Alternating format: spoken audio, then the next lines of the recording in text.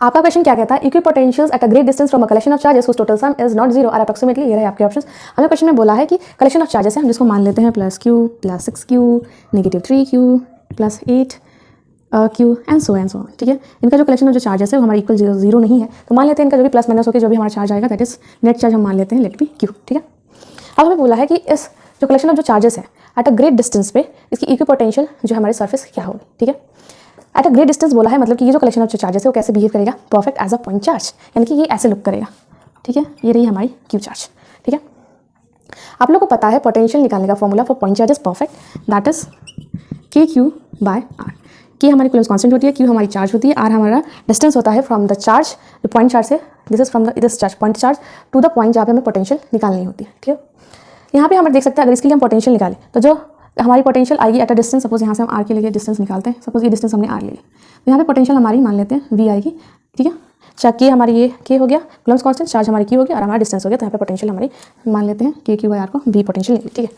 आप लोग को पता है कि जो इक्विपोटेंशियल जो सरफेस होती है उस पर सभी पे पोटेंशियल क्या होती है, परफेक्ट सेम होती है, यानी कि यहाँ पे हमारा जो पोटेंशियल जो भी हमारा इक्विपोटेंशियल जो सरफेस निकलेगा उस पर हमारी पोटेंशियल सेम होनी चाहिए, ओके।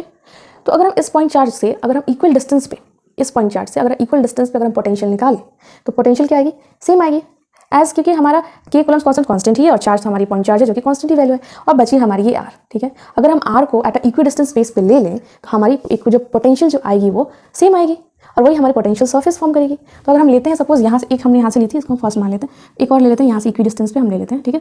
सेकंड पॉइंट ले लेते हैं, तो यहाँ पे भी हमारी पोटेंशियल क्या आएगी, दैट इज के कूलम्स कांस्टेंट ही है, चार्ज हमारी क्यू है और डिस्टेंस हमारी अभी भी आर है, तो यहाँ पे भी पोटेंशियल वी आएगी। सिमिलरली इस पॉइंट पे भी हम ले तो सिमिलरली वी करके पोटेंशियल आएगी, इधर भी ले तो पोटेंशियल हमारी ये सेकंड है तो यहाँ पे थर्ड ले लेते हैं, पोटेंशियल हमारी वी आएगी।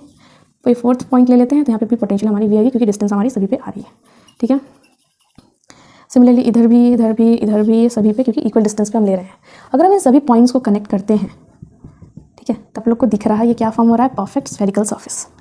इसको 2D में इमेजिन नहीं करेंगे हम लोग, 3D में इमेजिन करेंगे। सपोज ये हमारा ये चार्ज है, ठीक है, क्यों, ये हमारी है डिस्टेंस R, तो इस पॉइंट के ये हमारी पॉइंट है, यहाँ पे हम लोकस ले रहे हैं पोजीशन, इस पॉइंट क्यू, यहाँ पे हम पॉइंट ले रहे हैं, ठीक है। फिर इस पॉइंट पे हम पोटेंशियल निकालेंगे। सिमिलरली इस पॉइंट पे एट अ सेम डिस्टेंस ये चार्ज की सेम डिस्टेंस बैकवर्ड में, फॉरवर्ड में, अपवर्ड एंड लोअर पॉइंट में, तो ये एक होल एक स्फीयर बन रहा है, उसमें ये चार्ज रखा हुआ है क्यू, तो एक स्फीयर के फॉर्म में आप लोग को दिख रहा है। और वो फॉर्म इक्वी पोटेंशियल हमारी क्या बन रही है, वो हमारी इक्वी पोटेंशियल सरफेस है, क्योंकि इक्वी पोटेंशियल सरफेस पे हमारी हर एक पॉइंट पे जो हमारी जो सरफेस की जो इक्वी पोटेंशियल सरफेस पे हर पॉइंट पे जो पोटेंशियल क्या होती है, सेम होती है।